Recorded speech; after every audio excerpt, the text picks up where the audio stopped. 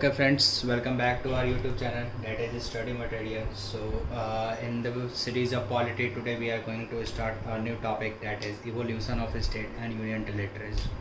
So basically in this lesson or in this tutorial we are going to study about the various state, how it got into emergence, what are the crises these states were formed, what were the different commission that were formed in order to make a union of the provinces and to form a state.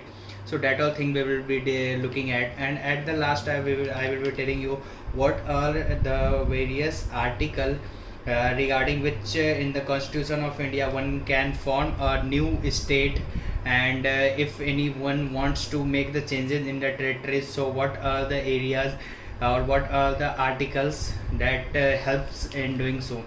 So now let's begin with the very first one, that is the evolution of state and union territories. So the first topic that we are going to deal here is the Indian Independent Act 1947. Indian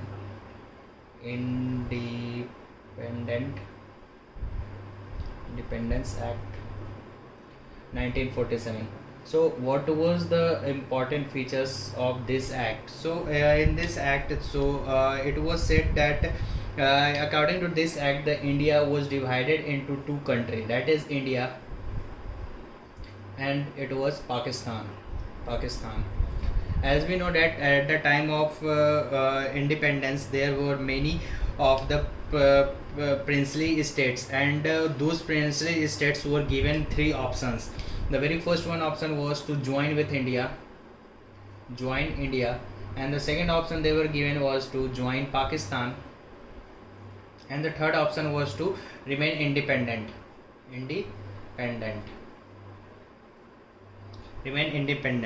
So at the time of independence, the present scenario, or in the present territories, or in the present boundary, there was 552 princely states, and out of this 552 princely states, 449 of them joined India, and there were the three states which denied to join India, and they wanted to either join Pakistan or remain an independent state.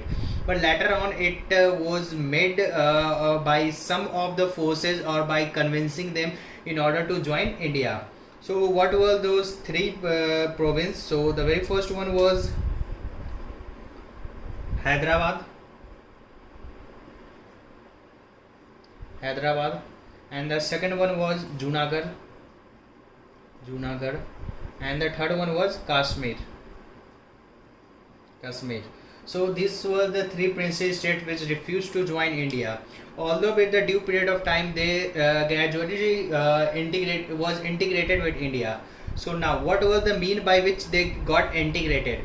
So the very first one is the Hyderabad. So it got integrated to India by the means of police or army. And Junagadh was integrated with India by the means of referendum. Now when I talk about referendum, so what is referendum? So referendum is basically, it is a voting that if in the Junagadh a voting was conducted, that whether they want to be a part of India, or they want to be a part of Pakistan, or they want to be independent. So the people of Junagadh opted to join India, and in the referendum it was concluded that Junagadh would be integrated with India. And the third one is the Kashmir. So the Kashmir became the integrated part of India through instrument of accession.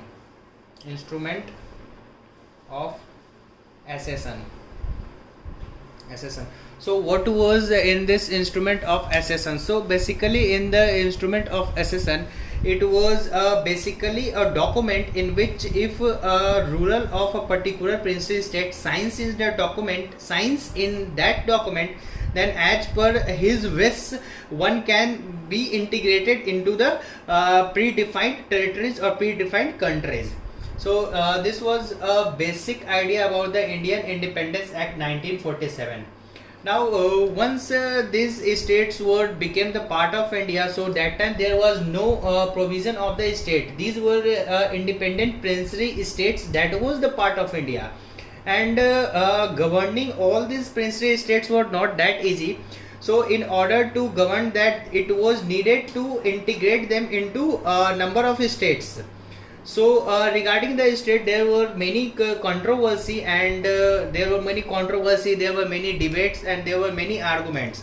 And regarding that, many committees were also formed in order to promote that which of the princely state that there is existing. So on what basis it should be integrated into a state. So the very first one was the Linguistic Provision Commission. Linguistic Provinces Commission. So okay, so what was Linguistic Province Commission? So it is also known as Dhar Commission. That is Dhar Commission. What is known as Dhar Commission? Because it was led by Dhar, S.K. Dhar. Okay, so that we will be discussing. So the very first point under this topic is that before this commission was formed, there was a huge demand across the India in order to make the states on the basis of language. So regarding that, a commission was formed, and it was told to this commission that that they have to see the feasibility, that whether the states can be reorganized on the basis of linguistic or not. So and it was formed, this Dhar Commission was formed in June 1948, and the government of India appointed S.K. Dhar as the president of this commission, and that's why it is also known as Dhar Commission. And its main aim was just to see the feasibility if the state can be divided on the basis of language or not. So this commission submitted its report on December 1948. That is almost after 6 months. You can see that this commission was formed in June 1948, and it submitted its report in December 1948. Now, what was the outcome of this report, or what was there in the report? So this report has completely denied the rearrangement or the relocation of states on the basis of language. Instead, it recommended that the states should be built on the basis of administrative convenience.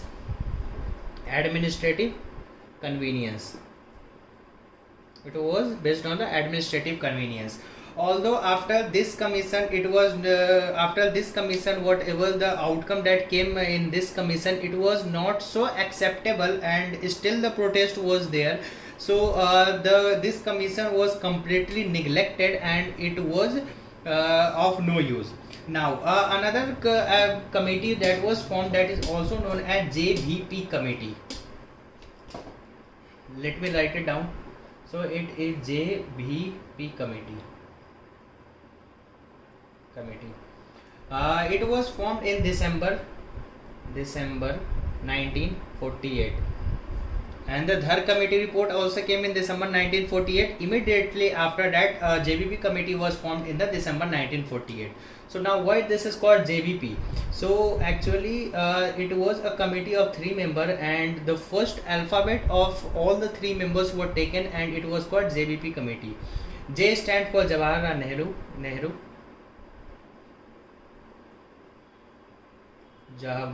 Nehru. And V stand for Vallabhbhai Patel, and P stand for Pattabhai Sitarmaiya.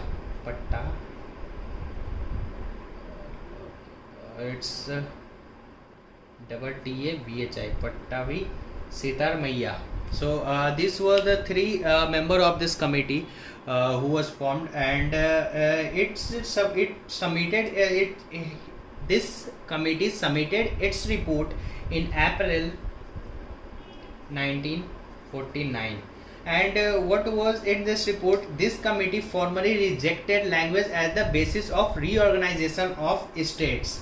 So again, as we have seen that in the Dhar committee, it also neglected or it also rejected that the state should be reorganized on the basis of language, and it proposed that the organization of the state should be on the basis of administrative convenience.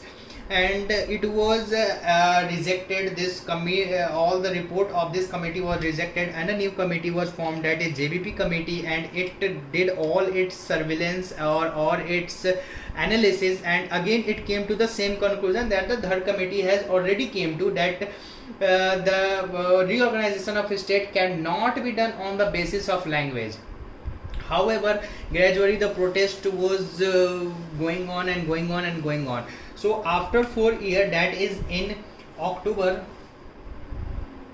1953, the first state that was created on the basis of linguistic, that is, it was the Andhra Pradesh. Andhra Pradesh. It was the first state which was created on the basis of linguistic, and it was separated from whom? Then it was separated from Madras. It was separated from Madras. So once this state was this was the Andhra Pradesh was the first state which was formed on the basis of language. So once this state was formed, the protest across the country started, that and they started demanding that for every different language different states should be formed. So, and the protest was quite extensive. So another committee was formed, that is also known as Fazl Ali Committee. Fazl Ali Committee. Sorry, it is Fazl Ali Commission. So the creation of Andhra state intensified the demand for other reason for creation of states on linguistic basis. This forced the government of India to appoint a 3-member state reorganization commission, which was chaired by Fazl Ali. He was the chairperson. And when it was created, so it was created in December 1953. It has total 3 members, and it suggested to India, it suggested to the government that it would be quite feasible to divide or reorganize the states on the basis of language, and it would serve both the purpose, that is administrative purpose, and also the division of state on the linguistic purpose. And whatever the analysis or the data that he has presented or this commission has presented, it was quite acceptable, and it was something that was practical. So finally this commission's report was accepted, and a slight modification was made in this commission report, and finally there was 14 states that was formed and 6 union territories. So in the question it would be asked that what was the report in the report of Fazl Ali Commission, how many states and union territories were proposed. Then in this Fazl Ali Commission there was 16 states and 3 union territories were proposed. Also, although government of India studied the report, and they came to the conclusion that it would be quite feasible in order to make 14 states and the 6 union territories. So this was all about the evolution of states and union territories. Now I will be discussing you about what are the different articles that are regarded that is in regard to the union and its territories. So there are basically 4 articles. The very first one is the article 1. This here I will be writing down the article number, and here I will be mentioning the subject matter. So the very first one is the article 1. So article 1 so article 1. So article 1 basically deals with the subject matter of name and territory of union. So if any new states is to be formed, and whatever if the adulteration in the territory is to be done, then it can be amended as per the article number 1. And article number 2 deals with the admission of new states. So if any new state is to be formed, then it could be formed as per the rule of article 2. Now moving to the next article, that is 2A. It is associated with Sikkim.